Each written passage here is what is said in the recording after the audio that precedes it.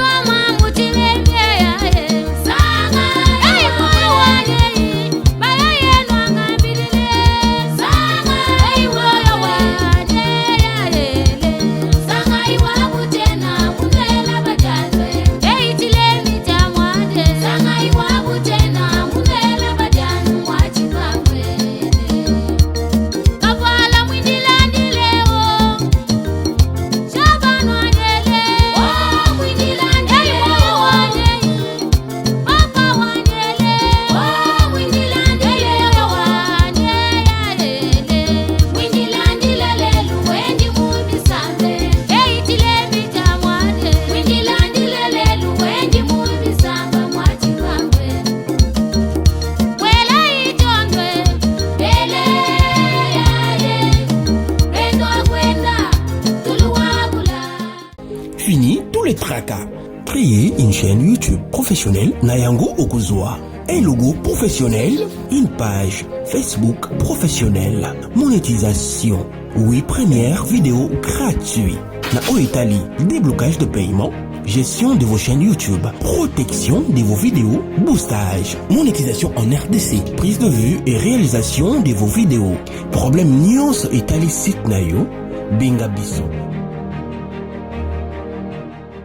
Bonjour, bonsoir, très chers téléspectateurs. Ça dépend de l'heure où vous nous regardez en ce net moment, partout dans le monde. Très cher Internet, lavez aux mains, lavez au moins 15 à 20 secondes vos mains. Évitez à rejoindre Misapikocha Nazolo, la mise surtout dans mon corps. Gardez au moins 1 mètre avec Amito, Ndekoto, camarade Nayo. Tout moins si tout mobile, tout moins pour éviter maladie. En tout cas, il y a précaution toujours pour l'hygiène. Très chers téléspectateurs, vous êtes si nombreux à suivre cette émission Police des Stars. Aujourd'hui, avec beaucoup de joie, aussi de chagrin d'être à côté de notre frère Elonga, évangéliste Elonga. D'ailleurs, je profite de l'occasion pour saluer Chic Moukadi à cette pause de vie, aussi à Bob Larose. À la réalisation, c'est Chic Moukadi. J'ai dit déjà bonjour. Bonsoir à notre invité. Bonsoir mon frère Yams. Boni papa, boni évolution à Makambusiko. Non, Nzamba mawa à côté qui Kambwango évolution zoke de malamu. Je me sens vraiment bien, c'est faut dire pourquoi parce que et la manière dont je me sens et dans le bas à 70%. Le tel ka ba fatigue na ba paiement. Ba paiement mozo katanaka, so katani après les bicheux. Mais ba sel wana ba noir, ils ont sous-souté. Sans appel, on a 6 premières séances ou Et dans la séance, il y a qui se moussou na koti. Donc pour la continuité, il y a traitement dans l'ail. Donc moi je pense qu'il y a une évolution. Merci beaucoup. Il y a certaines personnes qui nous regardent en ce moment.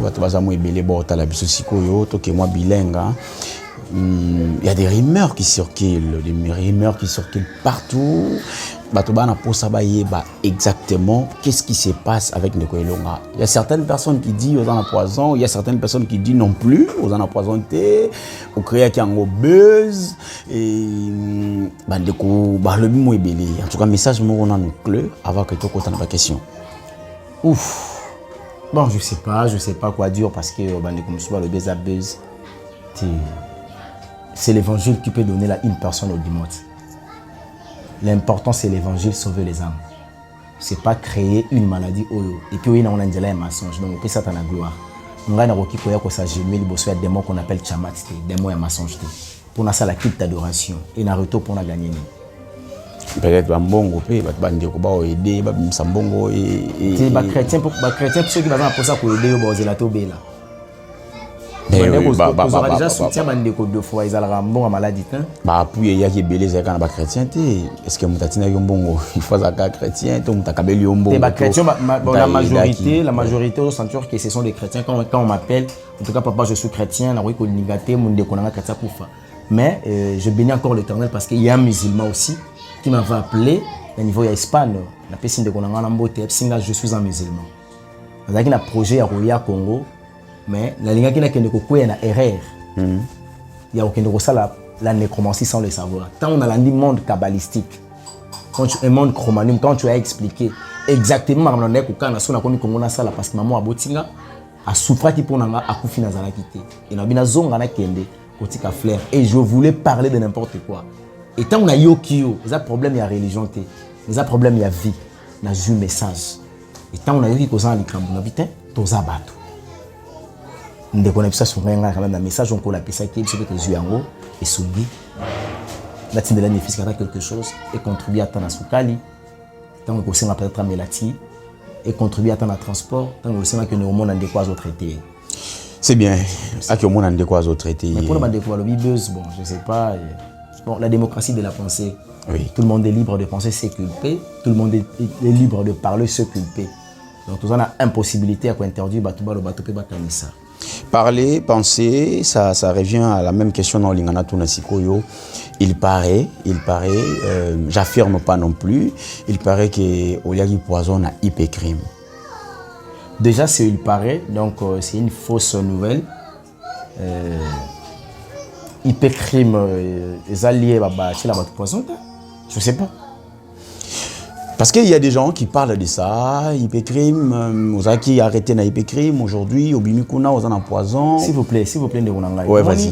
Les alabilo moussou tout le bango avec une bonne compréhension. Oui. Et le jour où on a bimé na hypercrime, bah journée c'est pour tirer un peu micro. Supposons que micro bino botirer un ezaki mabi. Bah sombela ki ope ba lipa olia ba journaliste ba qui peut preuve que lamba pour l'attaquer ou t'as pas journaliste semble-t-il. Donc moi j'en pense que tout ce qui ko salure lieu au monde hypercrime ngana bananga na yebi que c'est un lieu par laquelle oyo ceux qui moutent dans un débat justice est interpeller na hypercrime ba interroger oui ceux qui ba azali coupable ba routine de pas acquis des droits ouais. Ceux qui va montrer que c'est quelque chose de dans motinate ba repasser ses conseils puis ba libérer.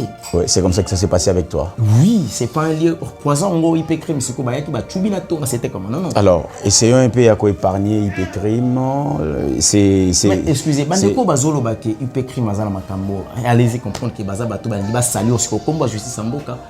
Ah oui, ça fait partie. Quand je suis resté à la maison, j'ai commencé à faire des analyses. Du coup, épargnons un peu, tout épargner un peu hypercrime. Là, directement, je vois l'expression provinciale de Kinshasa avec le général Silvano Kasongo.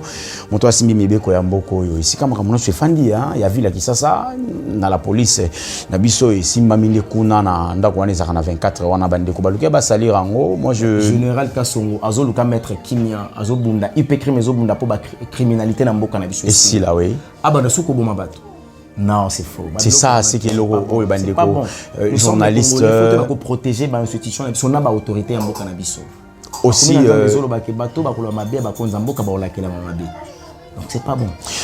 Journaliste internet cause à la copier sa information à TVT sur que on a source c'est très important. Il y a tellement nos concerts, nos confrères bon ça émission bon comme bâti dans banding na bango bon chana banding na bango na affaire oyo tu épargner IP crime parce que eza lokola na on peut un exemple mutayibi okenanda kwa batu ba biso yo mutu yibi téléphone après wa yo mona téléphone na place mususu oyebi comment ça la moko pasi tant mutakonde kwa kota kikuna bakanga ki lokola asaki mabe tant reconnaître mabe pas sing bolimbisi babomaki yango mabe sil babimise ba PC liberté comment vous pouvez saluer cela tant bo saluer IP criminel roi bo saluer on ba kondio bazakuna to général Kasongo to ba colonel ba vandi kuna ba ça musala l'état bo saluer ba en tout cas je vous interdis non plus il faut que beta masolo wana c'est pas important.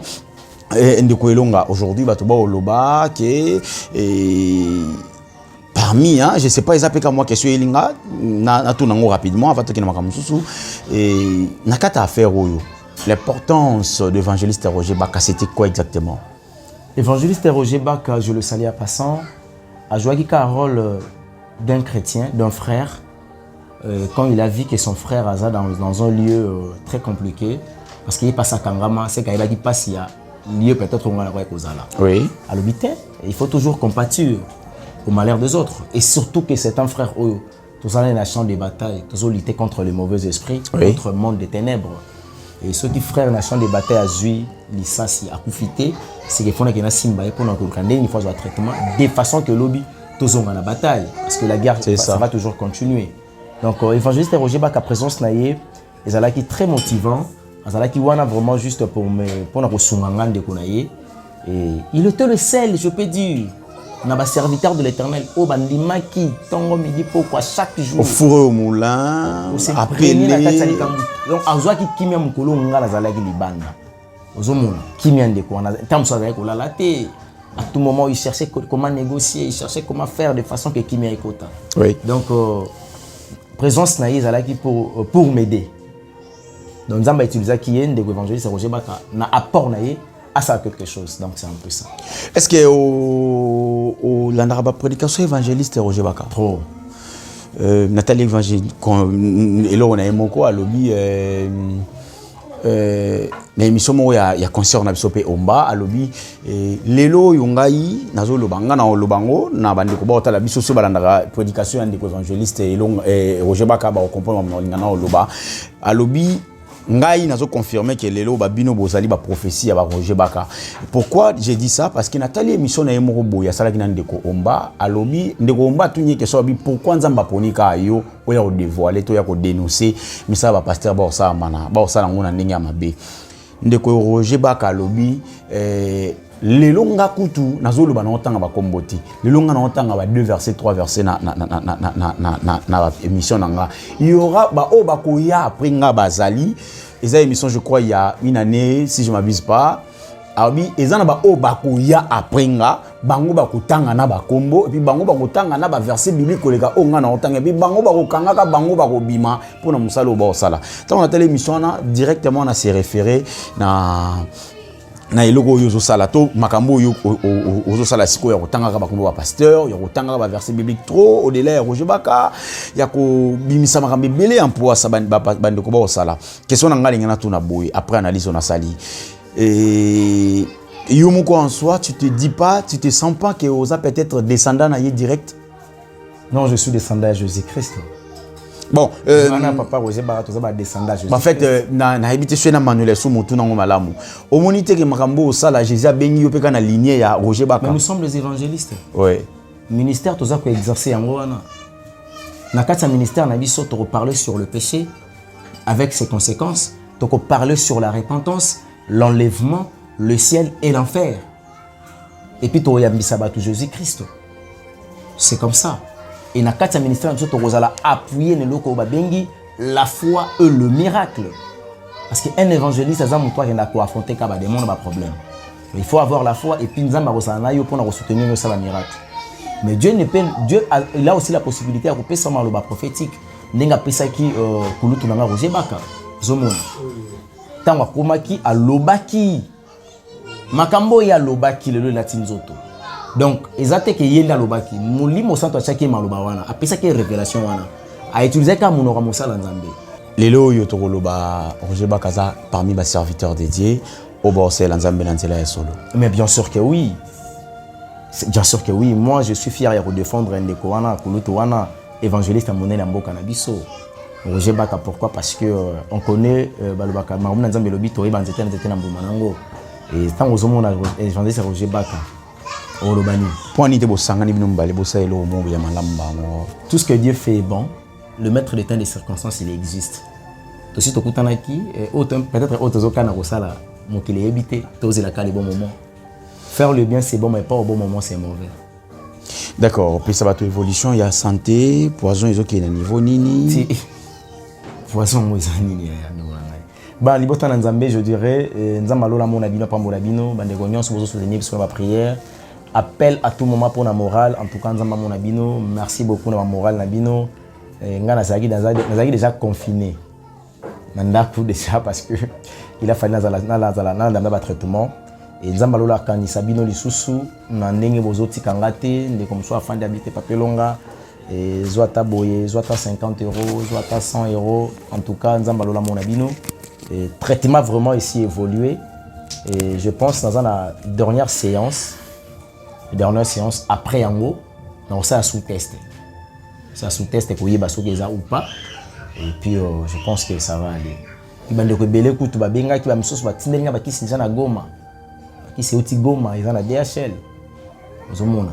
C'était kenezwa ki sibo et salabo en tout cas libota na nzambe muna mutayaki ba proposition na ye pour na kolinga kaka ki ko soutenir biso ba chrétien, biso ba ndeko na bango ko longola biso penza pembe na ya mabota na biso za malamu te.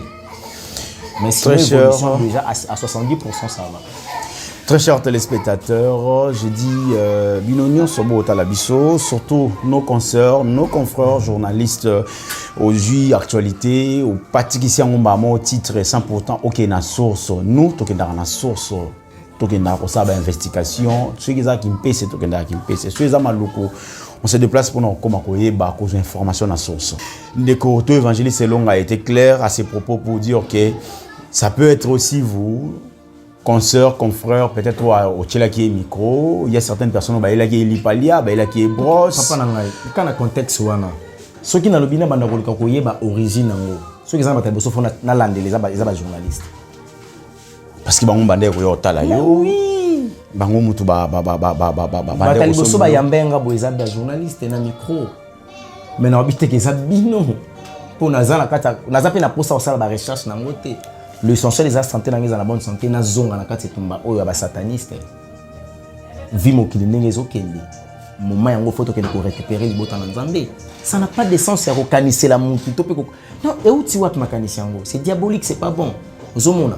Ngai le jour na bimena kasho. Nanda kuna ngana lia kiti. Et là on nous a prouvé que bilo on allait que ça aille bien. Prévezate. Bande comme sous ba benyo abio fo ezala mai na mine kuna. Et là on nous a prouvé que mai wana zaki ya kobeba. Prévezate. Je ne veux pas dire que mai wana zaki ya mabe. Mais na zwaki yango lokola moko makambo na baneko kanisa. Est-ce que veut dire une supposition, c'est pas une affirmation. Alors bande ko ba journaliste bo sunga ka pe biso, bo ba ko véhiculer le message. Ah bande ko na sur internet baza ko véhiculer actualité. Non, actualité c'est le savoir-faire. L'actualité c'est pas de dire de n'importe quoi pour créer des problèmes. Non, c'est pas bon. Ceux qui va tendre la justice au Lobani. Allez-y comprendre. Voilà, essayons un peu d'épargner mon général Silvano Kasongo. En fait, bakotsa ki na makambo te balobi ki hypercrime des akina sima ya poison na yo. Alors on a naie pour dénoncer cela, parler aussi avec nos consoeurs, nos confrères, bino tobo zo ba émission hein, bo zo ba émission, boza bolinga bongo actualité. Soki bo ki nanu ba oswa na nanu za na katikati bozui bosala analyse bo tchena TV. Et longa sali boy bo sali boy. Donc en tout cas, essayez un peu à épargner l'évangéliste Roger Baka, aussi hypercrime pour éviter certains problèmes. Hein. Essayez un peu à épargner Bango. Et... il faut protéger l'institution Mboka. Si, surtout ça, surtout ça. Internet est un monde entier. Tant que tu as le mabe ya bakonza Mboka, na institution Mboka na biso, nazoe bisayo, tozo film bisande Mboka na biso. En faut que bandeni to ko lo malamu, pour na bakonza mboka pour na mboka na biso ko pesa témoignage à malamu. Surtout ça. L'expression provinciale de Kinshasa, IP Crime, Oyo Ezali Bongo, Kokambamana, Tata Mokonzi Nabiso, le général Silvano Kasongo. Je dis un grand merci na bandeko nyonso pe bazakuna, ba colonel, ba général Moussou bazakuna, ba major, ba lieutenant, ba sergent, bino nyonso mbote na bino esika bozakuna. En tout cas, bandeko journaliste bo épargné IP Crime na débat auto sala. Eza soni makasi ya kolobake. IP Crime bateli moto poison eza soni to manyola ngo na lolel noté to meka koyoki lango soni na monoko na biso parce que bandeko ba otala biso libanda ba yoka ke IP Crime bateli ndeko oyo poison c'est que bato nyonso bakendaka kuna baliaka poison c'est que directement bozo accuser général Kasongo soit na ba coéquipier na yo baza kuna ba travailler ensemble en tout cas tu éviter yango eza ki to komala mingi vraiment té. Et mot de la fin pour cette émission et puis votre numéro de téléphone peut-être pour avoir certains contacts, de nouveaux relations aussi au Bakoya pour la prière à travers Moussala Nzambi.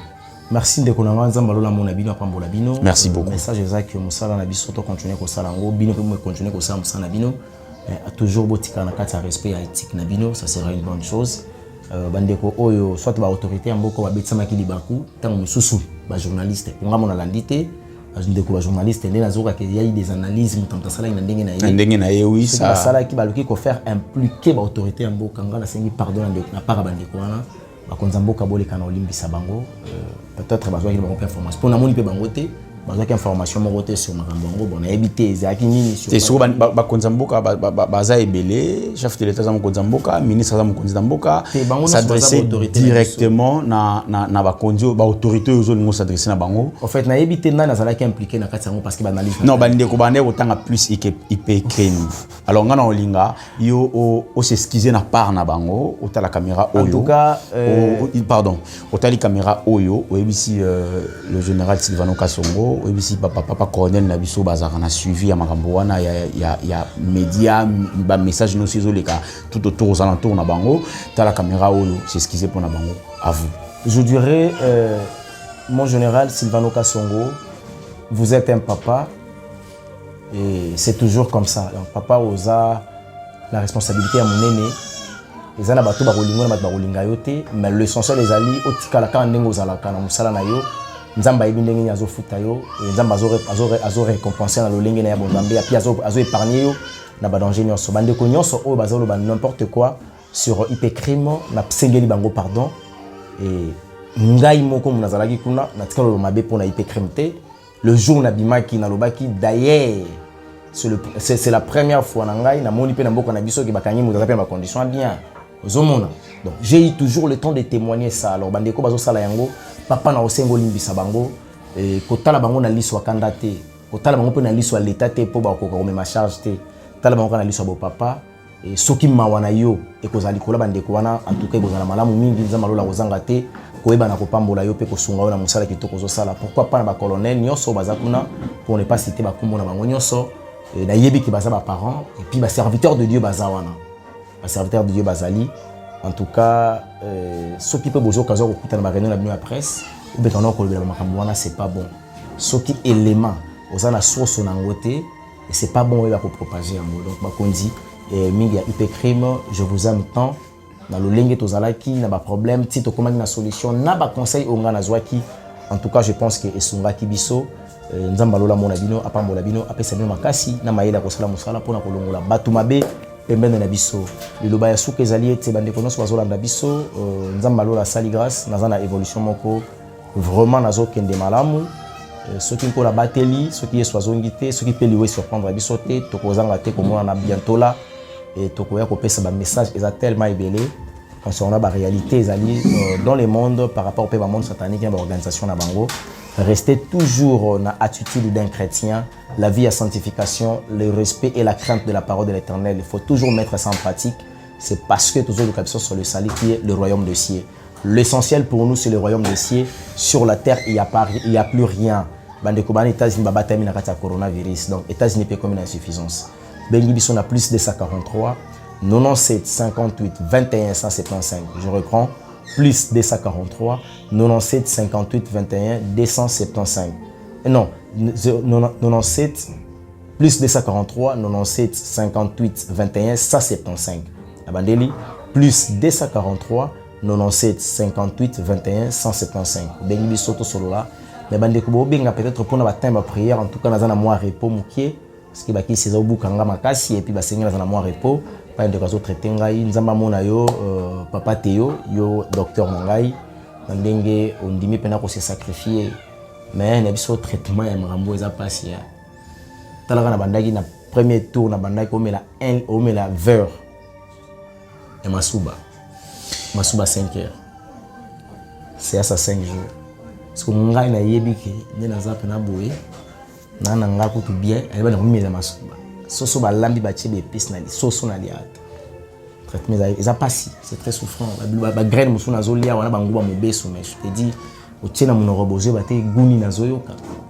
et ba balolo mutema boitso ko sandi bilo musu donc c'est tellement difficile donc c'est ma famille au baza proche na madame nanga nazomona penza comment est-ce que je souffre na magambo mais nzamba lola zo lokumu tozaona te pona koloba nana salaki ezalaki ndenge nezongaki nzambe déjà épargné l'essentiel les alitos en envie tozonga na musona nzambe c'est pas important ya kokende kotanga bakomba batu po batongo botanga bona ba prévité ngana ngai na bino mutamona ki mutu na kati magambo ngo azate donc tout éviter yango tout éviter je pense que ce qui est soazongité tozanga te komona na. D'ailleurs, question moi pourquoi pas chercher la presse congolaise bandeko tout bo zwa idée au salaire makamwana au bengi bango réunir bango au lobina mikona bango nyonso pour bango tout bazala informer en éclair de déjà conférence de presse même pour 15 minutes. C'est une bonne idée. Peut-être si on a un problème parce que tu vas surtout se confiner 1 mètre presque en 500 bango belé. Non, so tous les cas mesure ici là et pour nous respecter mon konzambo taté ko le Congo. Président Félix Antoine Tshisekedi Tshilombo son excellence. Ceux qui m'ont ici, va confirmer ici que tout le monde est normal. Tout ça, presse, je pense que tout ça. Ça n'est fini pour aujourd'hui. Très chers téléspectateurs, vous êtes si nombreux à suivre cette émission Paulus et des stars. Pendant cet entretien, j'ai eu à parler avec notre évangéliste Elonga. On a essayé de parler, mettre le point sur les yeux, noir sur blanc pour éclaircir certaines choses. Bande konabiso ya presse, na lo bango na lingala. Bande konabiso ba journaliste bocha titre ya émission te ndenge yo zo kanisa to kozwa IP crime oyeza dirigé na général Sylvano Kasongote ocha yango na makambo oyo ondeko ya za lobi IP crime to épargner yango na makambo ezate to longo la peine de corriger baka na kata makambo yo azate na mona ba titre bo cha des fois ça pique hein mona ndeko muso a commis Roger baka empoisonné Elonga c'est pas responsable quand tu nous sommes des chrétiens tant on a ozwa to cha Roger baka te to cha ka ngai na zu titre ya bongo na moni yango ba chango pona ngai au fond de moi consciemment na yebi na saki eloko bongo te et ça la ngande nini bolongo la makambo nyonso yo bolobi pona IP crime bo épargner ba konzi ya mboka ceux qui déclaration ezali numéro de téléphone ezawana et puis ceux qui prennent mes ali bo hésiter à Robin Gabiso. Ça n'est fini pour aujourd'hui, bye bye.